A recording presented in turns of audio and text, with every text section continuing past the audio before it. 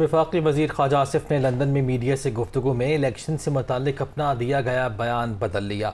उन्होंने कहा कि जब 14 माह रह गए हों तो हर इलेक्शन अर्ली इलेक्शन ही होता है। माशी हालात की दुरुस्तगी के बाद इलेक्शन का फैसला करेंगे। उन्होंने मजीद कहा कि इक़्तिदार हो या ना हो वो मुल्क की बेहतरी चाहते हैं। नवाज शरीफ की वतन वापसी पर सियासी दर्जा हरारत मजीद बढ़ जाएगा। वो लंदन में मीडिया से गुफ्तगू कर रहे थे। जब 14 महीने रह गए हों इलेक्शन में तो हर इलेक्शन अगली इलेक्शन 4 साल गुजर गए हैं। माशी हालात की जो दुरुस्तगी है वो हमारी पहली तरजीह है। वो हमें जल्द फैसले करने पड़ेंगे क्योंकि मार्केट्स जो हैं पाकिस्तान में वो ज़रा मनफी असरात उनमें बड़े नुमायाँ नज़र आ रहे हैं। तो हम चाहते हैं कि माशी हालात जो है ना कुछ स्टेबल हो जाएं, उसके बाद इलेक्शन के फैसले भी हम कर लेंगे। हम इस मुल्क की बेहतरी चाहते हैं, इक़्तिदार हमारे पास हो या ना हो, हमें इस मुल्क के साथ हमारी वफादारी और इसके साथ वाबस्तगी, इस मिट्टी के साथ जो मोहब्बत है वो इक़्तिदार के साथ मशहूर नहीं। नवाज शरीफ साहब को पाकिस्तान वापसी के हवाले से आपसे, आपके तो दोस्त भी हैं, वो बातचीत हुई उनके साथ, तो क्या आप समझते हैं कि मैं मेरा तो जी करेगा मैं कल ही उनको साथ लेके चला जाऊँ, लेकिन ये पार्टी फैसला करेगी कि कब आना है मुनासिब वक्त पे, क्योंकि मियाँ साहब जब आएंगे तो फिर सियासी माहौल जो है उसका टेम्परेचर और ऊपर जाएगा। देखिए आइन शिकनी जो है 4 अशखास ने बड़ी क्लियर कट की है। उसमें इमरान खान है, डिप्टी स्पीकर और स्पीकर नेशनल असम्बली हैं, सदर पाकिस्तान है और गवर्नर पंजाब। 4-5 आदमियों ने जो है सरीहन वायलेशन जो है वो आइन की है और कानूनी कार्रवाई जो है अगर स्टेट जो है वो मुनासिब देगी तो ज़रूर होनी चाहिए।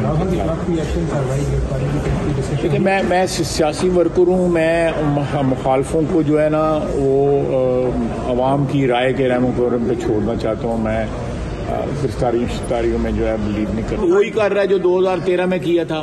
किसी बंदे ने इस्तीफा नहीं देना, तनख्वाहें ले रहे हैं, गाड़ियाँ वापस नहीं कर रहे, उधर के उधर ही खड़े हैं। ये धरने से भी माफिया मांग रहे हैं। ये 3-4 लोग जो हैं वो राब्ते में हैं। उसकी शेख की बात नहीं सुनी कि हमारे साथ राब्ता हो रहा है। ये राब्ते खुद राब्ते कर रहे हैं कि सानू धरने को बचाओ। वफाकी वज़ीर इत्तलात मरियम औरंगज़ेब ने कहा है कि हुकूमत के पास अगले साल तक का मैंडेट है। सियासी बेरोजगारों के पास तमाशा लगाने के अलावा और कोई काम नहीं। ये भी कहा कि लीगी वफ्द का ये निजी दौरा था जो अपने कायद से मिलने आया था, जिसमें मुल्क की सियासी सूरत हाल पर गौर किया गया। वो लंदन में मीडिया से बात कर रही थी। पिछले 4 साल के जो विरसे में हमें माशी सूरत हाल मिली है, जिसका सारा बोझ महंगाई, बेरोज़गारी और माशी बहरान की सूरत में आज पाकिस्तान की आवाम भुगत रही है। और ये तमाम वो अमाल नामे हैं इमरान खान साहब के, जिसको छुपाने के लिए, जिस कारकर्दगी को छुपाने के लिए, जो महंगाई का तूफ़ान, जो बेरोज़गारी का तूफ़ान, जो IMF के साथ शराइत इमरान खान साहब ने जिसके ऊपर दस्तखत किए थे और आज जिसका बोझ पाकिस्तान की आवाम भुगत रही है, उन तमाम के ऊपर एक तफसीली जायज़ा लिया गया है। फिर 3 अप्रैल से लेकर जो 12 अप्रैल तक आइन शिकनी हुई और जिसका तसलसल पंजाब में जारी है, उसके ऊपर गौर किया गया। इलेक्शन के हवाले से कुछ बात? देखिए मैं इस वक्त जो मैंडेट है हुकूमत का वो इलेक्शन अगले साल तक का है और हम यहाँ पाकिस्तान की आवाम को रिलीफ देने आए हैं। और पाकिस्तान मुस्लिम लीग नून जो है उनका और नवाज शरीफ साहब और शहबाज शरीफ साहब का ये एक तारीख़ भी है कि हमेशा अगर पाकिस्तान को किसी ने इक़्तिसादी बहरान से निकाला है, आइनी बहरान से निकाला है तो उसका नाम नवाज शरीफ है। हम वहाँ तमाशा जो सियासी बेरोज़गार हैं उन्होंने लगाया, क्योंकि उनके पास अगर आज अपनी कारकर्दगी दिखाने के लिए कुछ होता तो सियासी यतीम वो तमाशा कल ना लगाते। अब इस तमाशे को भी बंद होना चाहिए। और हमारी पार्टी का ये प्राइवेट डेलीगेशन था जो कायद मोहम्मद नवाज शरीफ साहब को मिलने आया था मुशावरत के लिए। साबिक सदर आसिफ अली ज़रदारी ने कहा है कि इमरान खान ने 4 साल में क्या किया जो जल्दी इलेक्शन से कर लेंगे। इंतखाबी इस्लाहात में 3 से 4 माह लगेंगे। रिफॉर्म्स के बाद ही इलेक्शन होंगे। पहली बार फौज गैर सियासी हुई है तो क्या जनरल कमर जावेद बाजवा को सैल्यूट करना चाहिए या लड़ना चाहिए? कल के क्रिकेटर का क्या वास्ता कि वो लोगों को मीर जाफर के तमगे दे। मरासला होगा लेकिन मुमकिन तौर पर रियासत की तरफ से नहीं आया। बाइडन मेरे दोस्त हैं, ऐसी बात होती तो वो फ़ोन करते। वो कराची में प्रेस कॉन्फ्रेंस कर रहे थे। हमने कब कहा कि हम इलेक्शनों से डरते हैं? तो ये क्या कर लेगा इलेक्शन करवा के? पहले इसने क्या किया? 4 साल इसने क्या किया? और मैंने रात ही मियाँ साहब से बात की और उनको समझाया भी, और उनसे मैंने कंसल्ट भी किया।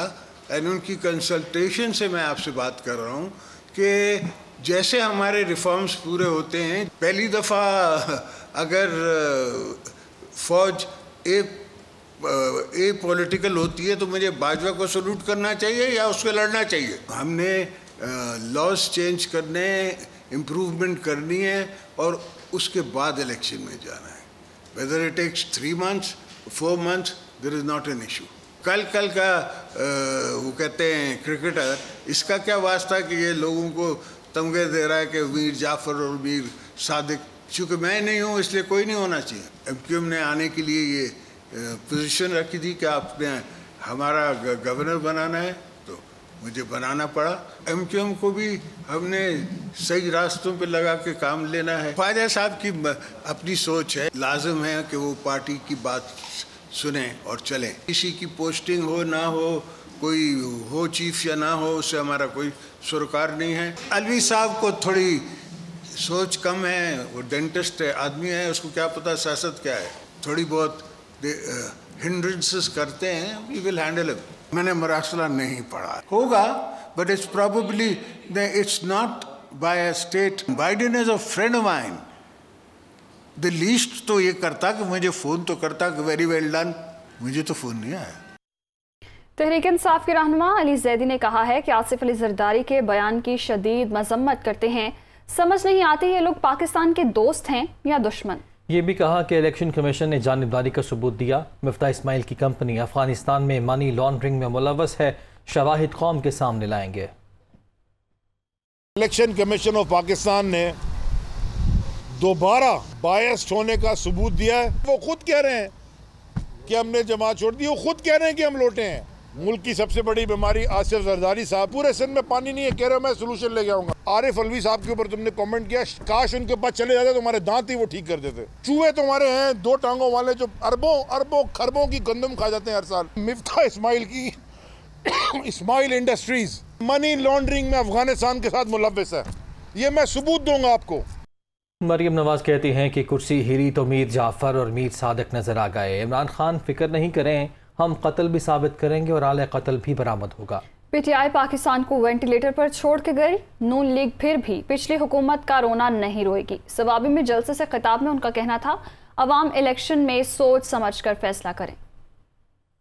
साजिश तो एक बहाना था, मकसद कारकर्दगी छुपाना था। तो इमरान खान ये ड्रामेबाजी बंद करो, अवाम को बताओ कि तुमने 4 साल में क्या करतूत किए। इमरान खान की बुरी कारकर्दगी की वजह से आज पाकिस्तान वेंटिलेटर पे है। हम इमरान खान की तरह रोना नहीं रोएंगे कि वो पिछली हुकूमत कर गई, इमरान खान कर गया। इतनी गड़बड़ इमरान खान करके चला गया, इसको 2-3 साल में रास्ते पे लाना मुमकिन होगा। इमरान खान उस कातिल की तरह है जो खुलेआम में कत्ल कर देता है और साइड पर जाके खड़ा हो जाता है और कहता है ये कत्ल किसने किया है। इमरान खान फिक्र ना करो, हम तुम्हें साबित करेंगे कि कत्ल भी तुमने किया है और तुम्हारा आलाए कत्ल भी बरामद करके अवाम को दिखाएंगे, तुम्हें भागने नहीं देंगे। जब तक तुम्हारी कुर्सी रही, इदारे बहुत अच्छे हुआ करते थे,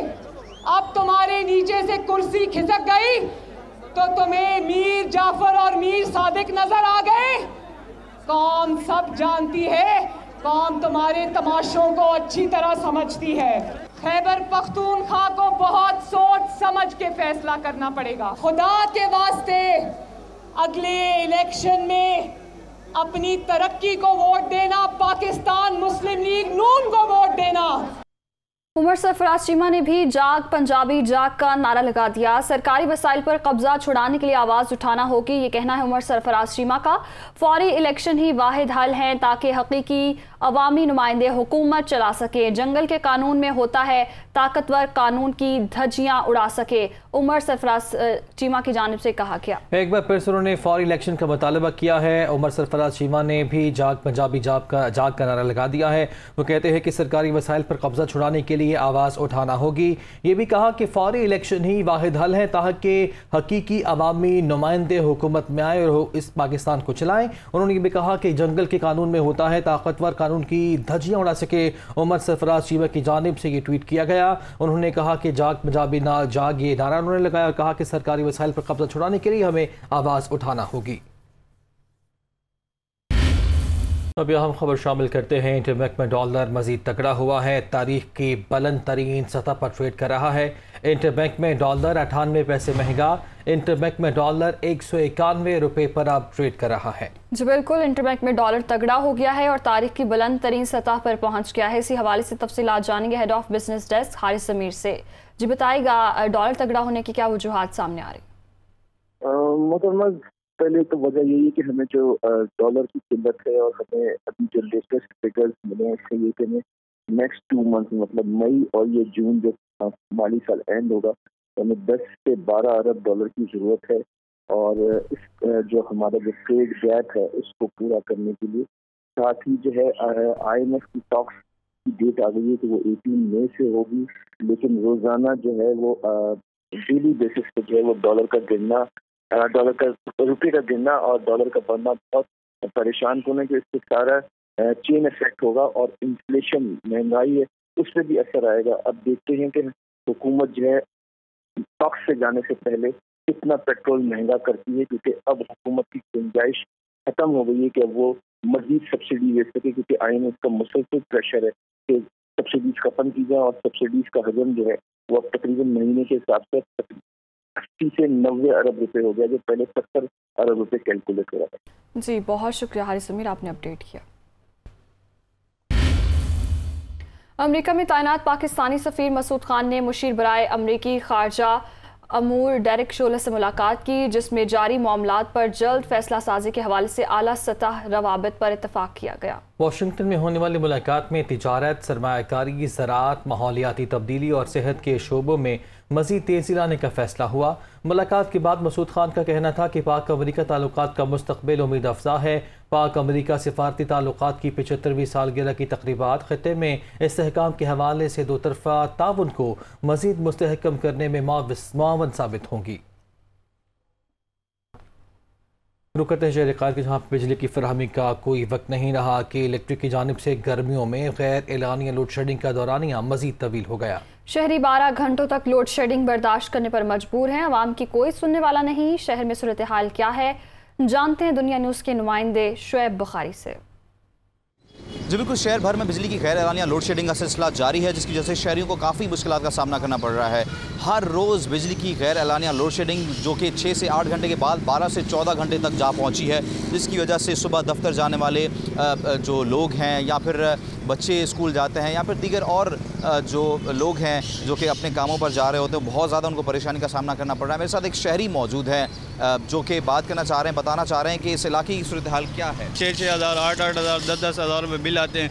लोड शेडिंग बहुत है। सुबह बच्चों को स्कूल में जाने में प्रॉब्लम आती है, ऑफिस में जाने की प्रॉब्लम आती है, रात भर बिजली नहीं होती, नींद पूरी नहीं हो पाती है, जिसकी वजह से बहुत मसले मसाइल हैं। शहरी गर्मी की वजह से तिलमिला उठते हैं और गर्मी इतनी ज़्यादा है कि लाइट भी नहीं, ऊपर से लाइट नहीं होती तो इसमें और ज़्यादा मज़ीद जो है वो दोहरे अज़ाब में मुब्तला हो जाते हैं। इनका एक ही मुतालबा है कि जिस कदर बिल दिए जा रहे होते हैं उस कदर बिजली भी देनी चाहिए। बिजली आती नहीं है, बिल हज़ारों रुपये के आ जाते हैं, इसकी वजह से उनको और ज़्यादा परेशानी का सामना करना पड़ता है। जी, कोयटा समेत बलूचिस्तान में बिजली की चोरी में इजाफे के सबब केस्को ने लोड शेडिंग के दौरानिए में इजाफा कर दिया। बिजली चोरों के खिलाफ ट्रैक डाउन भी किया जा रहा है। तफसीलात से आगाह कर रहे हैं हमारे नुमाइंदे फरीदुल्लाह खान। जी बिल्कुल, इस तरह है कि कोयटा में समय जो पूरे बलूचिस्तान में है, जो गर्मी बढ़ रही है, बिजली की लोड शेडिंग बढ़ रही है और इसके साथ साथ देखने में ये आ रहा है कि बहुत बड़ी तादाद में जो है लोग बिजली चोरी कर रहे हैं और अपने घरों को डायरेक्ट कनेक्शन खींचे हुए और कर रहे हैं। और इसकी वजह से जो सारा बोझ पड़ता है, मुतबादिल जो दूसरे सार्फिन जो बिल अदा करते हैं उन पर बोझ पड़ता है और साथ साथ जो बिजली की जो लोड शेडिंग का दौरानी है वो बहुत ज़्यादा बढ़ जाता है। हम जिस इलाके में जाएँ तादाद में लोगों ने अपने कनेक्शन लगाए हैं। वो एक तार अगर मीटर लीगल लगा हुआ तो 5 उसके साथ अगर दुकानें या घरें वो जो गैर कानूनी तौर पर उन्होंने कनेक्शन खींचे हुए और इसके खिलाफ जो केस्को हुकाम है बाकायदगी से जो है कार्रवाई करें। हमारे साथ केस्को के एक ऑफिसर मौजूद हैं, उनसे बात करते हैं। ये थेफ्टिंग हो रही है जिसमें एक जो ठीक बिजली इस्तेमाल करने वाले लोग हैं वो भी सफ़र कर रहे हैं और मुतअद्दिद बार इनके ट्रांसफार्मर जल गए हैं एक्स्ट्रा लोड की वजह से, जो इलीगल यूज़ कर रहे हैं। तो इस पर हम ऑपरेशन कर रहे हैं। आज पूरे खालिक रोड को हमने चेक किया, यहाँ से मुतअद्दिद मीटर हमने उतार दिए हैं जो मेन जो है PVC से लुपिंग करके चोरी कर रहे थे। इनको इनके लोड के हिसाब से डिटेक्शन भी चार्ज करेंगे और FIR भी इनके खिलाफ लॉन्च होगी, सख्त कानूनी कार्रवाई। अगर लोग कैस्को वालों के साथ ताउन करें और दोनों मिल के चलें तो बिजली चोरी जब कम होगी तो इसका मतलब लोड शेडिंग भी कम होगी। जी, गुजरावाला में मुनाफाखोर सरगर्म हैं जिन्होंने अशाए खुरनोश के मनमाने रेट मुकर्रर किए हुए हैं। जिला इंतजामिया की जानिब से कार्रवाइयों के बावजूद अशिया के नर्ख कम न हो सके, इस हवाले से मज़ीद जानते अपने नुमाइंदे फहद बशीर से। आज देखिए गुजरांवाला में ज़िली इंतज़ामिया की जानब से ज़हीरा अंदोज़ों के ख़िलाफ़ क्रैकडाउन के बावजूद जो महंगाई का तूफ़ान है वो थमने का नाम ही नहीं ले रहा। सब्जियाँ, फल, गोश्त, चिकन, दूध, दालें, चावल, आटा, हर चीज़ के जो रेट हैं वो आसमान से बातें कर रहे हैं। अगर बात की जाए तो दाल चना वो 162 रुपये फ़ी किलोग्राम के हिसाब से फ़रोख्त हो रही है। इसी तरह सफ़ेद चने जो हैं वो 240 रुपये फ़ी किलोग्राम के हिसाब से फ़रोख्त हो रहे हैं। इसी तरह जो दूध है वो 150 रुपये फ़ी किलोग्राम के हिसाब से फ़रोख्त हो रहा है। चिकन जो है वो 520 रुपये फ़ी किलोग्राम के हिसाब से फ़रोख्त हो रहा है। जरा सब्जियों की अगर बात की जाए, सब्जियों में लीमू जो है वो 700 रुपये फ़ी किलो के हिसाब से जो है वो फ़रोख्त हो रहे हैं। इसी तरह टमाटर जो है वो 100 रुपये फ़ी किलोग्राम के हिसाब से फ़रोख्त हो रहे हैं। प्याज 120 से 130 रुपये फ़ी किलोग्राम के हिसाब से फ़रोख्त हो रहे हैं। इसी तरह जो चावल है उनका जो वो है वो 200 रुपये फ़ी किलोग्राम के हिसाब से फ़रोख्त हो रहे हैं। शहरियों का ये कहना है कि पहले ही इतनी महंगाई थी लेकिन अब मज़ीद जो है वो अशिया ख़ोर-ओ-नोश की कीमतों में इजाफा हो गया है। ज़िली इंतज़ामिया सिर्फ अपनी कार्रवाई के हद तक जो है वो क्रैकडाउन करती है लेकिन जो रेट है सरकारी रेट उस पर अमल दरामद नहीं बनाया जा रहा। उन्होंने ज़िली इंतज़ामिया से शहरियों ने यही मुतालबा किया है कि ज़हीरा अंदोज़ों के खिलाफ सख्त से सख्त कार्रवाई की जाए और अशिया ख़ोर-ओ-नोश की जो है वो सरकारी रेट पर जो है उसकी दस्तयाबी को यकीनी बनाया जाए। जी, फैसलाबाद में आटे और गंदम की कीमतों को कंट्रोल करना इंतजामिया के बस से बाहर हो गया। गंदम की कीमत 2600 रुपये फ़ी मन, जबकि आटे के 20 किलोग्राम के थैले की कीमत 1400 रुपये से भी तजावुज़ कर गई है। रिपोर्ट कर रहे हैं अब्दुल बासित। फैसलाबाद में महकमा खुराक और ज़िले इंतज़ामिया समेत दीगर मुतल्लिका इदारे आटे और गंदम की कीमतों को कंट्रोल करने में नाकामी का शिकार बन गए। गंदम की कटाई के सीज़न के दौरान ही ओपन मार्केट में गंदम की कीमत 2600 रुपये फ़ी मन तक जा पहुंची है, जबकि आटे का 20 किलोग्राम का थैला 1400 रुपये और देसी आटे की कीमत 80 से 85 रुपये फ़ी किलोग्राम तक पहुंच चुकी है, जिससे आम आदमी के लिए गुजर बसर करना महाल हो गया है। जिसका जो जी चाह रहा है वो अपनी मर्जी से अपने रेट लगाए हुए बैठा है। गवर्नमेंट को चाहिए कि इस चीज़ पे कंट्रोल करे और आगे निगरानी करे। 90 रुपये किलो ये ਜਿਹੜਾ ਚੱਕੀ ਦਾ ਆਟਾ ਜੀ ਤੇ ਦੂਸਰਾ ਇਹਦੇ कोई ताकत ही है नहीं, ਇਹਦਾ कोई फ़ायदा भी कोई नहीं, ये भी बहुत महंगा है। मामले पर असिस्टेंट कमिश्नर सिटी कहते हैं नाजायज़ मुनाफाखोरों के खिलाफ कार्रवाइयाँ जारी हैं। जो सिचुएशन है इस पे इंतज़ामिया ने इनको भी लूप में लिया, फ्लोर मिल्स वालों को, और इसके अलावा हमारे जो प्राइस मजिस्ट्रेट्स हैं ये भी आज जा रहे हैं और कार्रवाइयाँ कर रहे हैं। जहाँ पे आटा अपनी कीमत से ज़्यादा मिल रहा है उस पर एक्शन भी लिया जा रहा है और इसके अलावा फ्लोर मिल्स वालों के साथ भी इंगेज किया जा रहा है ताकि ये सप्लाई चेन जो है ठीक रहे। शहरी कहते हैं कि गंदम की कटाई के सीज़न के दौरान ही गंदम और आटे की कीमतों में होने वाला होशरुबा इजाफा इस बात की निशानदेही कर रहा है कि आइंदा दिनों में सूरत हाल शिद्दत इख्तियार कर सकती है, जिसे कंट्रोल करने के लिए बर वक्त इकदामात उठाने की ज़रूरत है। आटे और गंदम की बढ़ती हुई कीमतों ने आम आदमी को मसाइल की दलदल में धकेल दिया। कीमतों को कंट्रोल करने के लिए बहुत से अहकामात तो जारी हुए, लेकिन इन अहकामात पर अमल दरामद करना शायद इंतज़ामिया ने ज़रूरी ना समझा, जो कि हुकाम के लिए लम्हा फ़िक्रिया है। कैमरामैन सदाम अली के साथ अब्दुल बासित, दुनिया न्यूज़, फैसलाबाद। और शहर कायद के बासियों के लिए खुशखबरी, सिंध हुकूमत के पब्लिक ट्रांसपोर्ट मंसूबे की 69 बसें कराची पहुंच गईं। चीन से 69 नई बसें लेकर जहाज़ कराची पहुंच गया। 20 बसें ऑरेंज लाइन के लिए और 49 बसें इंट्रा सिटी मंसूबे के लिए हैं। पहले मरहले में इंट्रा सिटी बसेस कराची के 2 रूट्स पर चलाई जाएंगी। Sindh intra bus city project के तहत 10 रूट्स पर 240 बसें चलेंगी। FIA का वज़ीर आज़म शहबाज शरीफ और दीगर के खिलाफ मनी लॉन्ड्रिंग केस का ट्रायल ना करने का फैसला। अदालत ने FIA प्रोसिक्यूशन टीम की दरख्वास्त को रिकॉर्ड का हिस्सा बना दिया। स्पेशल जज सेंट्रल का FIA प्रोसिक्यूटर की दरख्वास्त पर तहरीरी हुक्म जारी। प्रोसिक्यूटर की जानिब से कहा गया कि FIA ने शहबाज शरीफ, हमजा शहबाज और दीगर के खिलाफ ट्रायल में अदम दिलचस्पी जाहिर की। FIA का वज़ीर आज़म शहबाज शरीफ और दीगर के खिलाफ मनी लॉन्ड्रिंग केस का ट्रायल न करने का फैसला, इसी हवाले से तफसीलात जानेंगे मोहम्मद इशफाक से। जी बताइएगा। जी बिल्कुल, FIA के प्रोसिक्यूटर सिकंदर जुल्करनैन सलीम ने लाहौर की FIA अदालत में एक दरख्वास्त दायर की थी, जिसमें उन्होंने ये मौक़िफ़ इख्तियार किया था कि DG FIA ने तफ्तीशी अफसर के जरिए शहबाज शरीफ के खिलाफ पेश ना होने का कहा। शहबाज शरीफ और हमजा शहबाज के वजीर आजम और वजीर आला बनने के बायस प्रोसिक्यूशन को पेश होने से रोक दिया गया है। प्रोसिक्यूटर ने यह भी कहा कि FIA के मुतलका हुकाम ने शहबाज शरीफ और हमजा शहबाज समेत दीगर के खिलाफ ट्रायल में अदम दिलचस्पी जाहिर की है और जिसके बाद इस दरख्वास्त को मंजूर किया जाए। अदालत ने इस दरख्वास्त को रिकॉर्ड का हिस्सा बनाते हुए स्पेशल प्रोसिक्यूटर FIA की दरख्वास्त को रिकॉर्ड का हिस्सा बना दिया और आइंदा समाअत पर फरीकैन से जवाब तलब कर लिया। और ये भी FIA ने वजीर आजम शहबाज शरीफ और हमजा शहबाज के खिलाफ मनी लॉन्ड्रिंग केस का ट्रायल न करने का फैसला कर लिया है। जी बहुत शुक्रिया मोहम्मद इशफाक, आपने अपडेट किया। मुल्क के बेशतर इलाकों में आज भी मौसम शदीद गर्म रहेगा। मौसम का हाल बताने वालों ने हीट वेव का सिलसिला आज भी जारी रहने की पेशगोई की है। मुल्क के अक्सर इलाकों में शदीद गर्मी का राज है। लाहौर में 43, TG खान और बहावलपुर में पारा 46 कुछ होने की तवक्को है। सिंध में मिट्टी और नवाबशाह में दर्जे हरारत 47, मोहनजोदड़ो और दादू में 48 डिग्री तक जाने का इम्कान है। बलूचिस्तान के इलाके तुर्बत में पारा 46 और सिब्बी में 49 तक जाने की पेशगोई की गई है।